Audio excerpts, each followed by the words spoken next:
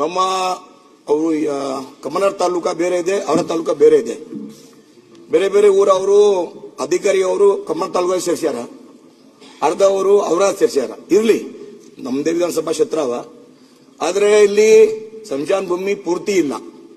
ತಮ್ಮ ಮುಖಾಂತರ ಸರ್ಕಾರಕ್ಕೆ ಮನವಿ ಮಾಡ್ತೀನಿ, ಪೂರ್ತಿ ಊರಿನಲ್ಲಿ ಸಂಜಾನ್ ಭೂಮಿ ಆಗಬೇಕು, ನಂಬರ್ 1. ಆಮೇಲೆ ಎರಡನೇ, ಪೂರ್ತಿ ಮೂಲಭೂತ ಸೌಕರ್ಯ ಇಲ್ಲ. ಫಾರ್ ಎಕ್ಸಾಂಪಲ್ ಕಾಂಪೌಂಡ್ ವಾಲ್, ನೀರಿನ ವ್ಯವಸ್ಥೆ, ವಿದ್ಯುತ್ ಎಲ್ಲ ಕಡಿಮೆ ಇದೆ. ಅದಕ್ಕಾಗಿ ಮಂತ್ರಿ ಆಗ್ತಿದ್ದೆ, ನಮ್ಗೆ ಬಹಳ ಅವ್ರ ಬಗ್ಗೆ ಗೌರವ ಇದೆ. ಬಟ್ ನಮ್ಮ ಕಡೆ ಬಹಳ ತೊಂದರೆ ಇದೆ. ನಮ್ಮ ತಾಲೂಕಾ ಬಾರ್ಡರ್ ತಾಲೂಕಾ, ಬ್ಯಾಕ್ವರ್ಡ್ ತಾಲೂಕಾ ಇದೆ. ಅದಕ್ಕಾಗಿ ತಾವು ದಯವಿಟ್ಟು ಎಲ್ಲೆಲ್ಲಿ ನಮ್ಮ ತಾಂಡಾನಿ ಒಟ್ಟೆ ಸಂಚಾರ ಭೂಮಿ ಇಲ್ಲ, ಬೇರೆ ಬೇರೆ ದೊಡ್ಡ ಊರಿನಲ್ಲಿ ಇಲ್ಲ. ಮೂಲಭೂತ ಸೌಕರ್ಯ ಒಂದು ಸಂಚಾರ ಕೌಂಟಾಗಿ ಮಾಡಬೇಕು. ಆಮೇಲೆ ಸರ್ಕಾರಿ ಜಮೀನು ಕೆಲವು ಇದೆ, ಕೆಲವು ಕಡೆ ಸರ್ಕಾರಿ ಜಮೀನು ಇಲ್ಲ. ಪ್ರೈವೇಟ್ ಜಮೀನ ತಾವು ಸರ್ಕಾರ ಕಡೆಯಿಂದ ಪರ್ಚೇಸ್ ಮಾಡಿ ಒಂದು ಕೊಡಬೇಕು, ಒತ್ತಾಯ ಇದೆ. ಆಮೇಲೆ ಅವ್ರು ಮಾಡ್ತಾ ಇದ್ರಿ 2ನೇ ಟೈಮ್ 3ನೇ ಟೈಮ್ ಕೊಡ್ತೀರಿ. ಈ ಜಮೀನ ವ್ಯಾಲ್ಯೂ ಜಾಸ್ತಿ ಆಗಿದೆ, ಪ್ರೈವೇಟ್ ಅವರು ಕೊಡ್ತಾ ಇಲ್ಲ. ಅದಕ್ಕಾಗಿ ತಾವು ಯಾವ ತರ ತಾವು ಮುಂದೆ ರೇಟ್ ಫಿಕ್ಸ್ ಮಾಡ್ತೀರಿ, ಮಾಡಬೇಕು. ನಮ್ಮ ತಾಲೂಕು ಪೂರ್ತಿ ಸಂಜಾನ ಭೂಮಿ ಆಗಬೇಕು ಅನ್ನೋ ಒತ್ತಾಯ ಇದೆ. ಓಕೆ,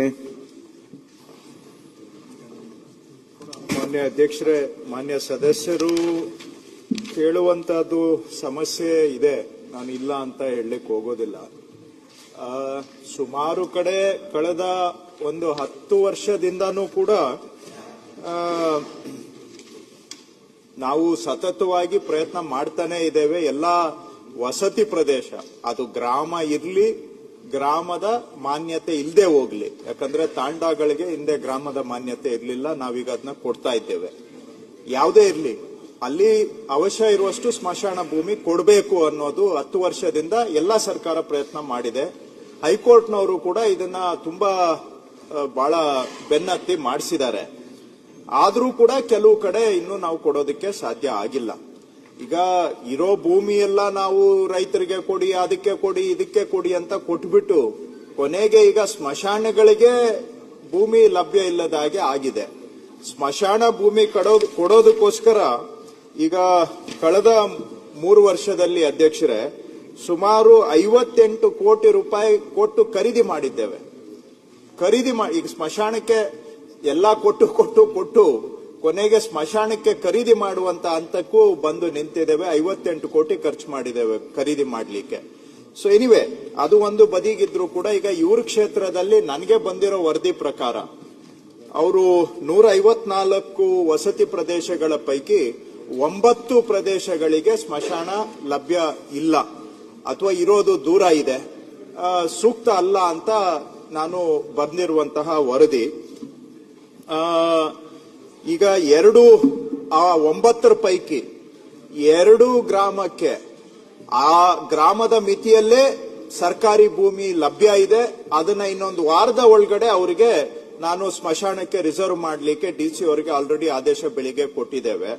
ಇನ್ನ 7 ವಸತಿ ಪ್ರದೇಶಗಳಿಗೆ ಆ ವಸತಿ ಪ್ರದೇಶ ಅಂದ್ರೆ ಆ ಗ್ರಾಮದ ವ್ಯಾಪ್ತಿಯಲ್ಲಿ ಲಭ್ಯ ಇಲ್ಲ, ಪಕ್ಕದ ಗ್ರಾಮದಲ್ಲಿ ಲಭ್ಯ ಇದೆ. ಅದನ್ನು ಕೂಡ ಇನ್ನು ಬರೋ ವಾರದಲ್ಲಿ ಪಕ್ಕದ ಗ್ರಾಮದಲ್ಲಿ ಇರೋದನ್ನು ರಿಸರ್ವ್ ಮಾಡೋಣ. ಜನ ಒಪ್ಪಬಹುದು, ಬಿಡಬಹುದು, ದೂರ ಆಗುತ್ತೆ ಅಂತ ಹೇಳ್ಬಹುದು, ಬಟ್ ಕನಿಷ್ಠ ಒಂದು ವ್ಯವಸ್ಥೆಯನ್ನಾದ್ರೂ ನಾವು ಮಾಡಿ ಕೊಡೋಣ.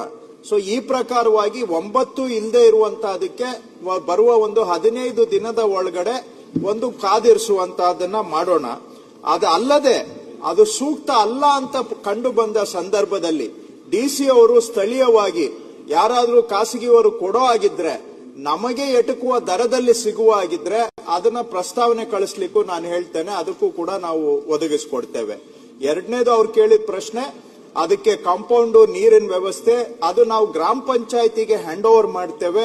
ಅವರು ಆ ಎಲ್ಲ ಸೌಲಭ್ಯಗಳನ್ನ ಕೊಡಬೇಕಾಗತ್ತೆ. ನರೇಗಾದಲ್ಲಿ ಅದೆಲ್ಲದಕ್ಕೂ ಕೂಡ ಸ್ಟ್ಯಾಂಡರ್ಡ್ ಎಸ್ಟಿಮೇಟೇ ಇದೆ. ಕಾಂಪೌಂಡ್ ಮಾಡಿ ನೀರಿನ ವ್ಯವಸ್ಥೆ ಮಾಡಿಕೊಡುವಂತಹದ್ದು ಗ್ರಾಮ ಪಂಚಾಯತಿಯವರು ಮಾಡಿಕೊಡ್ಬೇಕು.